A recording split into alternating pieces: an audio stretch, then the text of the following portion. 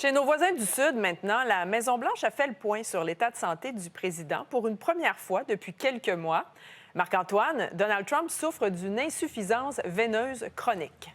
Oui, voilà, Audrey. Ça veut dire qu'essentiellement, les veines du président fonctionnent moins bien, que ça peut provoquer donc un léger gonflement des jambes. C'est comme ça que le président américain l'aurait remarqué, en aurait fait mention aux médecins donc de la Maison-Blanche qui disent que tous les résultats des examens sont dans les normes, que le président demeure malgré tout en excellente santé. C'est assez commun pour un homme de son âge. Je vous le rappelle, 79 ans pourrait devenir le président le plus âgé de l'histoire des États-Unis lors de son second mandat.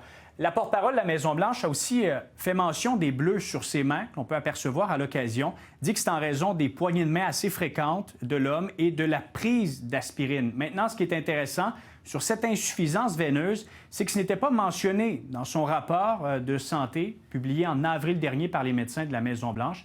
Écoutons un spécialiste là-dessus. Ce diagnostic d'insuffisance veineuse chronique, qui est quelque chose qui est normalement chronique, n'était pas du tout mentionné dans ce rapport. Et c'est peut-être ça aussi qui fait spéculer sur les différentes omissions qu'il pourrait y avoir dans un rapport tel que celui du mois d'avril. Et c'est sans doute ça qui fait jaser.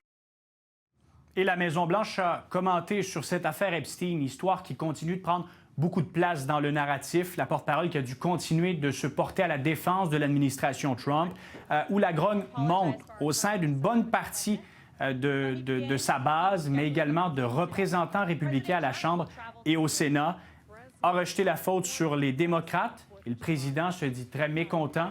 Écoutons.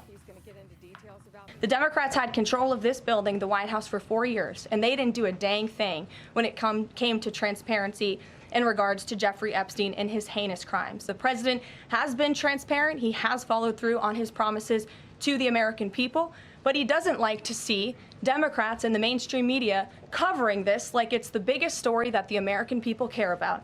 Et il est vite à ajouter que le président ne recommanderait pas de procureur spécial pour enquêter sur l'affaire Epstein.